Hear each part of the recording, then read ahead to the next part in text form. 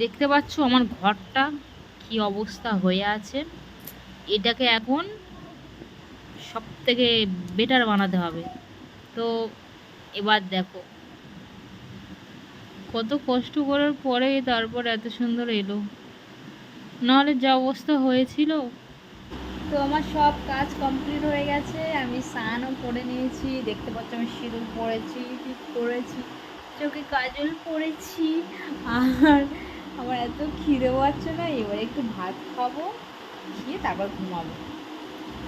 তো আমি আজকের কী কী রান্না করেছি আমি করিনি, আমার রান্না করেছে আর আমি খাবো। আমার নিজের হাতে রান্না একদম খেতে ভালো লাগে না, আর ও রান্না করলে আমার খেতে খুব ভালো লাগে। এমনি যে রান্না করবে আমার খেতে খুব ভালো লাগে, কিন্তু আমি রান্না করলে আমার একদম ভালো লাগে না। তো আমি ভাত থালাটা নিয়ে আসি, এনে তোমাদের সাথে কথা বলছি। তো আমি কি কি খাচ্ছি, আমার বাড়িতে আজকে কী কী রান্না হয়েছে সেটা দেখাবো তোমাদেরকে।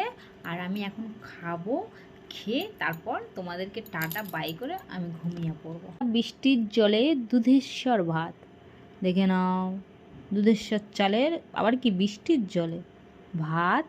আর এখানে আছে মাছের মাথা, কুমড়ো, পুঁই শাক দিয়ে চচ্চড়ি।